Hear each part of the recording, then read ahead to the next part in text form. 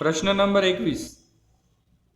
Hydrogen પરમાણુમાં ઇલેક્ટ્રોનની ઊંચી ઉર્જા અવસ્થામાંથી નીચી ઉર્જા અવસ્થામાં સંક્રાંતિ કરે ત્યારે ઉત્સર્જાતા વિકિરણની આવૃત્તિ અને તરંગ સંખ્યાના સૂત્રો મેળવો.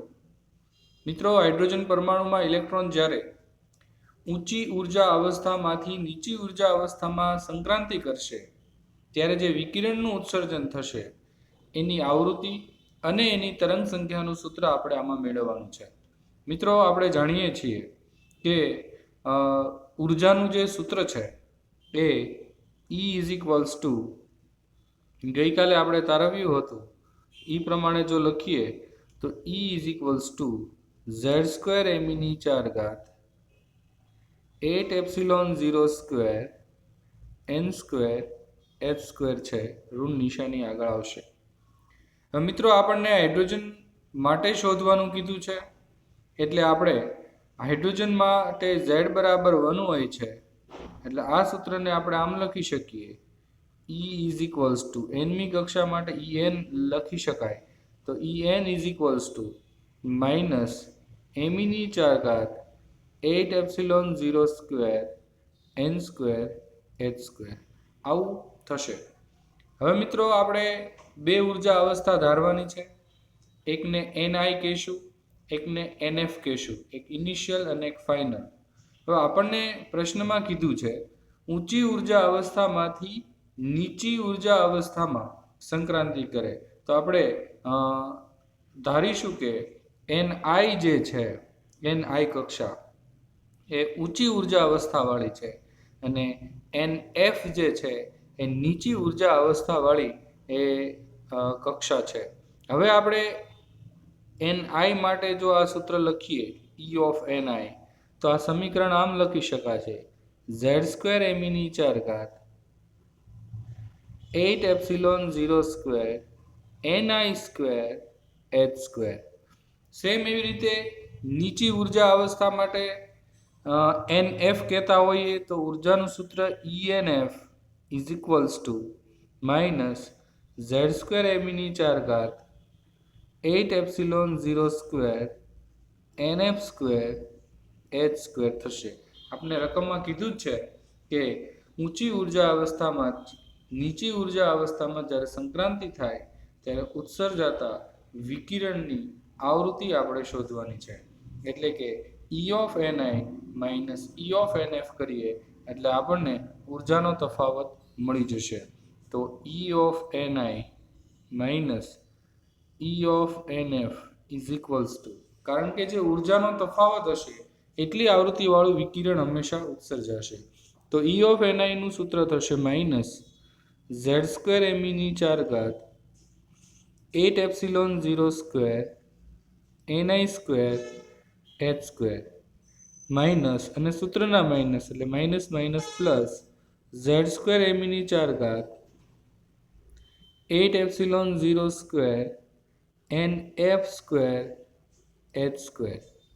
હવે આમાંથી જે કોમન નીકળતું હશે એ આપણે કાઢી લઈશું અને જો કોમન કાઢીએ તો મોસ્ટ ઓફ બધી જ વસ્તુ n સિવાયની બધી વસ્તુ કોમન નીકળશે એટલે આ સમીકરણ છે એ આપણે આમ લખી શકશું z²me⁴ 8ε0² કોમન કાઢી નાખીએ, પ્લસવાળું પદ પહેલાં લખીએ તો 1/nf² -1/ni² થશે. મિત્રો, હાઇડ્રોજન માટે ઝેડની વેલ્યુ 1 લઈ લઈએ અને ઉર્જાનો તફાવત ને આપણે HF વડે દર્શાવીએ અને EF આપણે શોધવાનો છે. આપણને આવૃત્તિ શોધવાની કીધી છે. ઉર્જાનો જે તફાવત છે એ તફાવત જેટલી ઉર્જા છે એને અનુરૂપ આવૃત્તિવાળું ફોટોન જે છે એ હંમેશા ઉત્સર્જિત થતું હોય છે.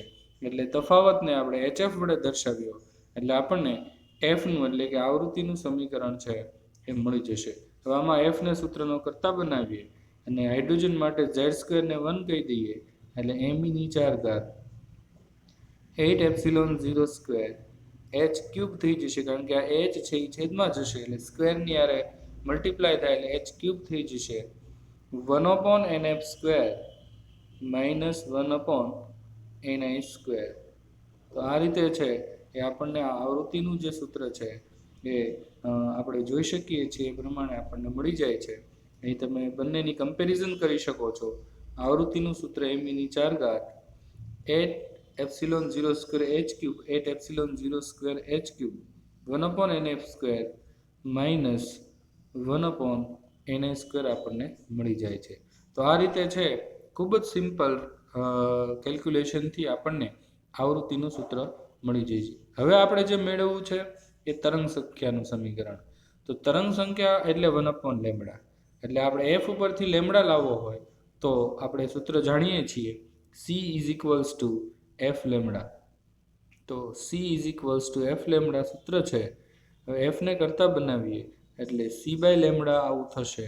હવે આ f ની કિંમત અહીંયા મૂકી દઈએ એટલે c/λ આપણને મળશે. તો c/λ બાકી બધું as it is m⁴ 8ε0² h³ 1/nf² minus 1/ni².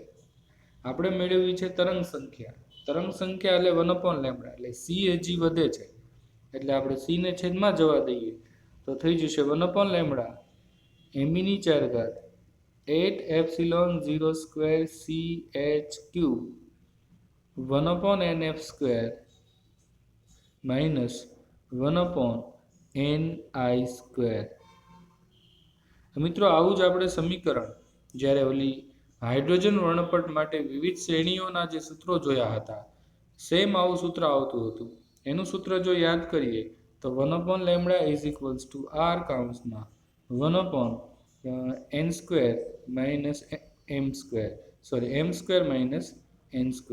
એ ટૂંકમાં nf² માઇનસ ni² જ લખીએ તો આમ લખાશે 1/nf² માઇનસ 1/ni². m અને n ની બદલે nf અને ni વડે દર્શાવ્યું છે. તો આપણે આ બંનેને જો સરખાવીએ તો આપણને ખબર પડે જે આ રીડબર્ગ અચળાંક r હતો એ જો આપણે મેળવવો હોય તો એનું આ સૂત્ર થશે r બરાબર m⁴ છેદમાં 8ε0² ch³. મિત્રો આપણે રીડબર્ગ અચળાંકની કિંમત જાણીએ છીએ 1.097 × 10⁷. હવે આપણે એ મેળવવી હોય તો એમની ઈની ε0ની સીની અને એચની આ બધા અચળાંકોની કિંમત મૂકીએ એટલે આપણને આરની વેલ્યુ છે 1.097 × 10⁷ મળી જાય. તમે કેલ્સીમાં એકવાર ટ્રાય કરી અને આ વેલ્યુ મળે છે કે કેમ એ ચેક કરી લેજો. હું બધી જ વેલ્યુ લખું છું. એમની કિંમત આપણે મૂકવાની થશે m બરાબર 9.1 × 10⁻31. આ બધી જ કિંમત MKSમાં લખું છું એટલે કે kg. E એટલે થશે 1.6 × 10⁻19 કુલમ. ε0 8.85 × 10⁻12 કુલમ સ્ક્વેર પર Nm². C ની વેલ્યુ 3 × 10⁸ મીટર પર સેકન્ડ અને h ની વેલ્યુ 6.625 × 10⁻34 જૂલ × સેકન્ડ. આ બધી જ કિંમતો આ ઉપરના સૂત્રમાં મૂકતા આપણને રીડબર્ગ અચળાંકની કિંમત 1.097 × 10⁷ આવી મળી જશે. તો આ રીતે આપણે એ કિંમત પણ રીડબર્ગ અચળાંકની કેવી રીતે મળી એ ખૂબ જ સરળતાથી સમજી શકીએ છીએ. તો આમ રીડબર્ગ અચળાંક જે છે એની કિંમત સૈદ્ધાંતિક અને પ્રાયોગિક બંને સરખી મળે છે. એટલે એના ઉપરથી કહી શકાય કે બોહરે જે મોડેલ આપેલું છે એ કમ્પ્લીટલી સાચું છે. એટલે એના મોડેલને સમર્થન મળ્યું. તો આમ ખૂબ જ સિમ્પલ એકદમ સિમ્પલ થિયરી છે. તમે કદાચ એકવાર જોઈને લખી હોય તો બીજી વાર મોડેલ લખી શકો છો. Thank you. પ્રશ્ન નંબર 22. મિત્રો કદાચ એવું લાગશે આ પ્રશ્નમાં કે આપણે અગાઉ જે ભણ્યા છીએ એનું રિવિઝન કરીએ છીએ. જોઈ લઈએ. પરમાણુમાં ઉર્જા સ્તરો વચ્ચેની આંતરક્રિયાથી રેખીય વર્ણપટો આકૃતિ દોરીને સમજાવો. એટલે પરમાણુમાં ઉર્જા સ્તરો વચ્ચે જે આંતરક્રિયાઓ થાય છે એના આધારે રેખીય વર્ણપટ આપણે આકૃતિ દોરીને સમજાવવાનો છે. એટલે કે જે આલ્ફા, બીટા, ગેમા, ડેલ્ટા વાળી જે લાઇન્સ છે એ કેવી રીતે એ આ ઉર્જા સ્તરો દ્વારા સમજાવી શકાય છે તે આપણે આ પ્રશ્નમાં જોવાનું છે. મિત્રો, હજી હમણાં જ આની પહેલાના પ્રશ્નમાં આપણે તરંગ સંખ્યાનું એક સમીકરણ જોયું હતું કે 1/λ = r મોટા કૌંસમાં 1/nf² માઇનસ 1/ni² છે.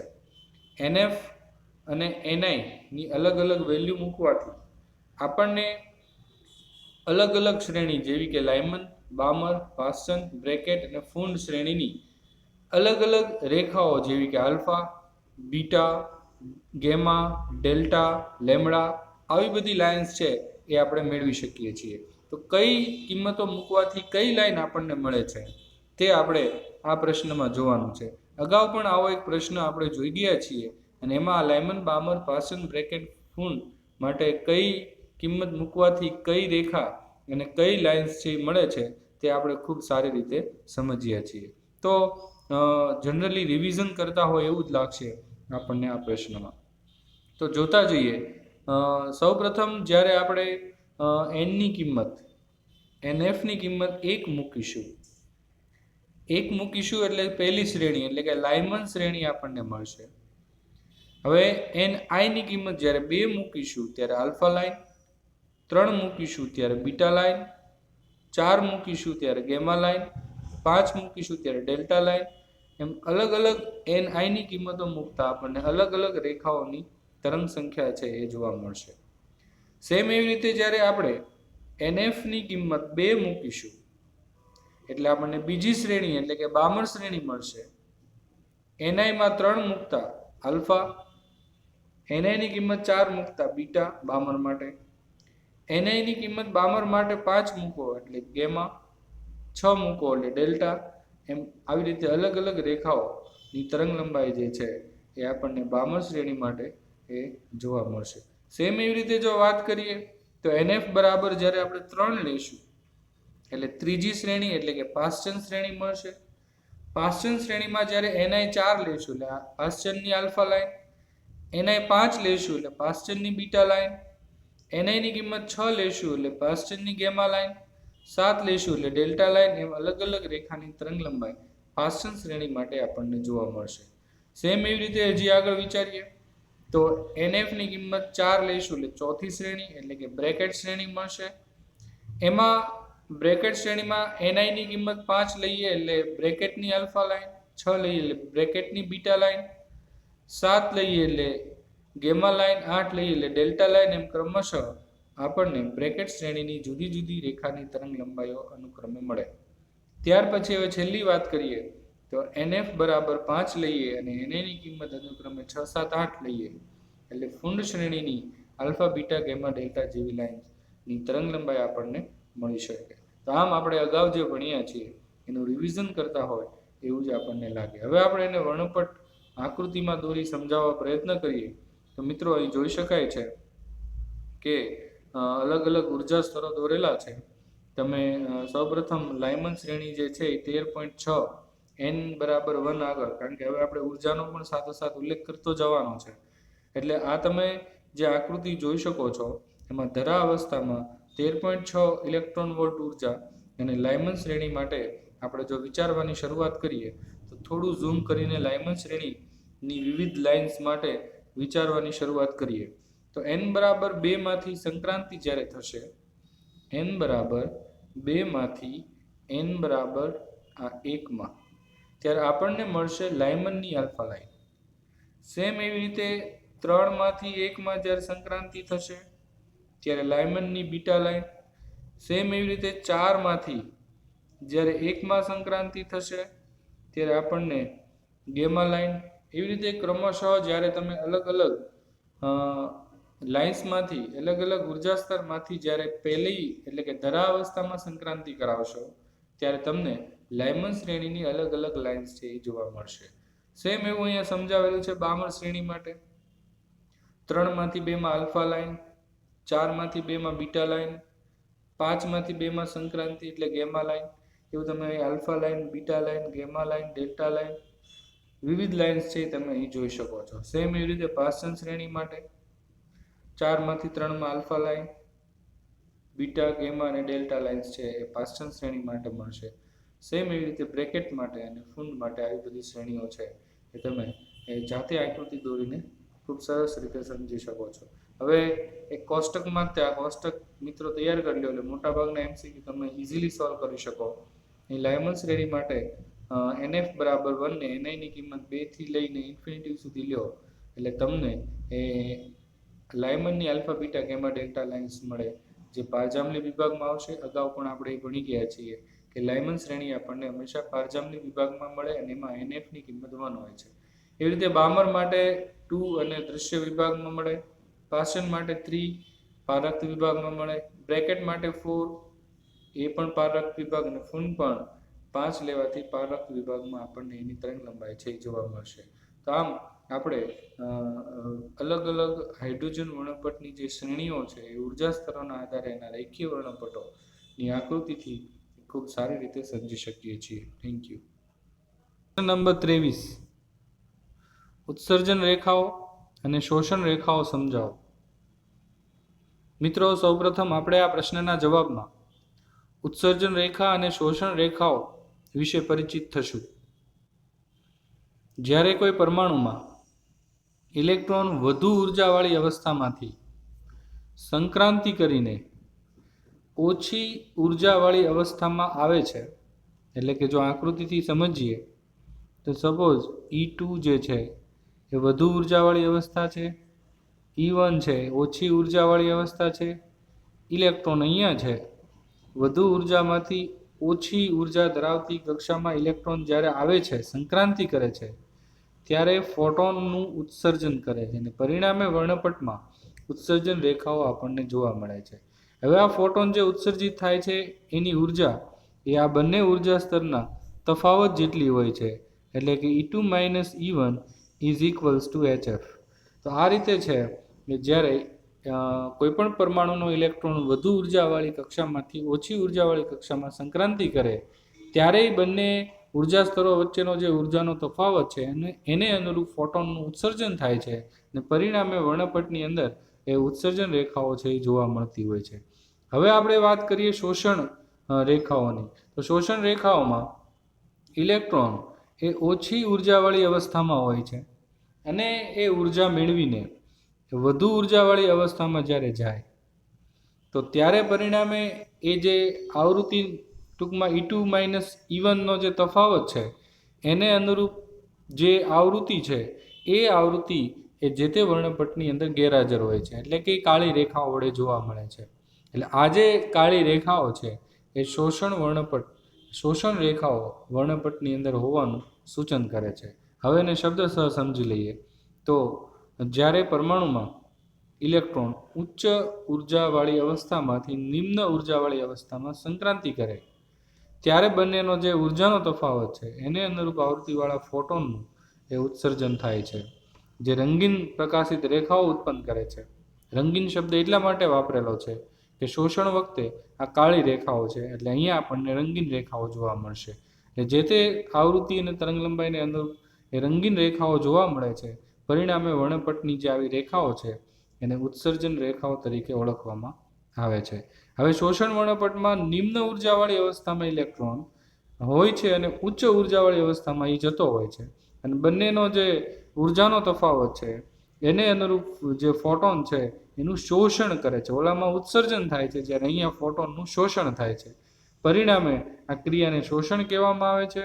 હવે જ્યારે શોષણ થતું હોય છે ત્યારે એ સળંગ વર્ણપટની અંદર એ આવૃત્તિ છે ગેરહાજર હોય છે, એટલે પરિણામે આપણને અપ્રકાશિત એવી શોષણ રેખાઓ છે એની અંદર જોવા મળતી હોય છે. તો આમ આવી જે અપ્રકાશિત એટલે કે કાળી રેખાઓ એ આપણને જે જોવા મળે છે વાયુના પરમાણુમાં, એ વાયુમાંથી એનું શોષણ થયેલું જોવા મળે છે. પરિણામે એ આવૃત્તિ ગેરહાજર હોવાથી આપણે એવું કહી શકીએ કે આ જે રેખાઓ છે એ કાળી રેખાઓ વડે જોવા મળે છે. પરિણામે એને વર્ણપટ માટેની શોષણ રેખાઓ તરીકે ઓળખવામાં આવે છે. તો હવે બંનેના તફાવત દ્વારા જો સમજીએ તો ઉત્સર્જન રેખામાં શું હોય છે? વધુ ઉર્જાવાળી અવસ્થામાંથી ઇલેક્ટ્રોન ઓછી ઉર્જા ધરાવતી અવસ્થામાં સંક્રાંતિ કરે, ફોટોનનું ઉત્સર્જન કરે, રંગીન રેખા ઉત્પન્ન કરે, પરિણામે એ ઉત્સર્જન રેખા મળે. શોષણ રેખાની જો વાત કરીએ તો એમાં ઓછી ઉર્જાવાળી અવસ્થામાં ઇલેક્ટ્રોન હોય છે અને પરિણામે એ વધુ ઉર્જાવાળી અવસ્થામાં જ્યારે જાય છે ત્યારે અમુક આવૃત્તિઓનું શોષણ કરીને જાય છે. પરિણામે વર્ણપટની અંદર એ આવૃત્તિઓ ગેરહાજર જોવા મળે, એટલે આપણને અપ્રકાશિત એવી રેખાઓ જોવા મળે. એ વર્ણપટની અંદર અપ્રકાશિત રેખાઓ જોવા મળે તો શોષણ વર્ણપટ, અને રંગીન રેખાઓ જોવા મળે તો એ ઉત્સર્જન વર્ણપટ, ઉત્સર્જન રેખાઓ હોવાનું સૂચન કરે છે. Thank you. MCQ માટે ઉપયોગી એવા થોડા પ્રશ્નો જોઈ લઈએ. પ્રશ્ન નંબર 1. પરમાણુમાં જો ઇલેક્ટ્રોન બીજી કક્ષામાંથી પહેલી કક્ષામાં સંક્રાંતિ પામે તો ઉત્સર્જાતું વિકિરણ કયા વિસ્તારમાં જોવા મળે? મિત્રો, આપણે સૌ જાણીએ છીએ કે n=2 માંથી n=1 સંક્રાંતિ થાય એટલે n=1 વાળી જે શ્રેણી છે એ છે પહેલી શ્રેણી લાયમન શ્રેણી. લાયમન શ્રેણી હંમેશા પારજાંબલી વિભાગમાં હોય છે, એટલે આપણે સ્પષ્ટપણે કહી શકીએ કે પરમાણુમાં જો ઇલેક્ટ્રોન બીજીમાંથી પહેલી કક્ષામાં સંક્રાંતિ થાય એટલે આપણને પારજાંબલી વિસ્તારમાં એ વિકિરણ ઉત્સર્જાતું હોય તેવું આપણે જોઈ શકીએ. ત્યાર પછીનો જે પ્રશ્ન છે કે દરેક શ્રેણીમાં કઈ રેખાની તરંગ લંબાઈ મહત્તમ હોય છે? મિત્રો, આપણે અગાઉ જોયું હતું કે મહત્તમ માટે લઘુત્તમ, એટલે કે આપણે જ્યારે પહેલી એટલે કે આલ્ફા લાઇન મેળવીએ એની તરંગ લંબાઈ હંમેશા મહત્તમ હોય છે, અને ઇન્ફિનિટિવ લાઇન લઈએ તો એની તરંગ લંબાઈ હંમેશા મિનિમમ હોય છે.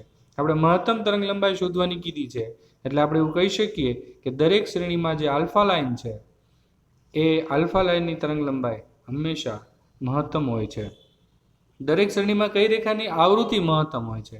આવૃત્તિ મહત્તમ એટલે તરંગ લંબાઈ લઘુત્તમ. લઘુત્તમ તરંગ લંબાઈ હંમેશા મહત્તમ એમની કિંમત મૂકવાથી મળે, એટલે કે એનની કિંમત જ્યારે તમે મહત્તમ મૂકો એટલે ઇન્ફિનિટી વાળી લાઇન મળે, એટલે અનંત રેખાની જે આવૃત્તિ છે એ હંમેશા આપણને મહત્તમ મળશે. ત્યાર પછીનો જે પ્રશ્ન છે એ રીડબર્ગ અચળાંકનું સૈદ્ધાંતિક મૂલ્ય એકમ સહિત લખો. મિત્રો, આપણે શરૂઆતમાં જે થિયરી જોઈ હતી તેમાં રીડબર્ગ અચળાંકની કિંમત બધી અચળાંકોની કિંમત મૂક્યા પછી મેળવવાનો પ્રયત્ન કર્યો તો એમાં આપણને જેની કિંમત જે છે એ 1.03 × 10⁷ મીટર ઇન્વર્સ છે એ મળે. 1.03 × 10⁷ મીટર ઇન્વર્સ આ એની સૈદ્ધાંતિક કિંમત છે. પ્રેક્ટિકલી કિંમત જે છે એ એના પછીના પ્રશ્નમાં આપણે જોવાનું છે કે એની પ્રેક્ટિકલી જે કિંમત છે એ છે 1.097 × 10⁷ મીટર ઇન્વર્સ. બામર નામના સાયન્ટિસ્ટે પોતાના પ્રયોગમાં આ રીડબર્ગ અચળાંકની કિંમત 1.097 × 10⁷ પ્રેક્ટિકલી મેળવી હતી. ત્યાર પછી એનું પારિમાણિક સૂત્રની વાત કરીએ તો એનો એકમ છે મીટર ઇન્વર્સ, અને મીટર ઇન્વર્સ એકમ હોય એટલે એનું પારિમાણિક સૂત્ર થશે m0, મીટર એટલે l માઇનસ, મીટર ઇન્વર્સ એટલે l-1 t0. આ થયું રીડબર્ગ અચળાંકનું પારિમાણિક સૂત્ર. ત્યાર પછી છેલ્લો પ્રશ્ન જોઈએ તો ઉત્સર્જન રેખા કોને કહેવાય? તો જ્યારે કોઈ પરમાણુમાં વધુ ઉર્જાવાળી અવસ્થામાંથી ઇલેક્ટ્રોન ઓછી ઉર્જાવાળી અવસ્થામાં સંક્રાંતિ કરે ત્યારે એ બંનેની જે ઉર્જા અવસ્થા છે એનો જે ઉર્જાનો તફાવત છે એ તફાવતને અનુરૂપ એ ફોટોનનું ઉત્સર્જન કરે ત્યારે વર્ણપટની અંદર આપણને આવી રંગીન રેખાઓ જે જોવા મળે એ રંગીન રેખાને ઉત્સર્જન રેખા તરીકે ઓળખવામાં આવે છે. તો આમ ઉત્સર્જન રેખા એટલે વધુ ઉર્જામાંથી ઓછી ઉર્જામાં ઇલેક્ટ્રોનની સંક્રાંતિ દરમિયાન મળતી રંગીન એ વર્ણપટમાં જોવા મળતી રેખાઓ એટલે ઉત્સર્જન રેખાઓ. Thank you.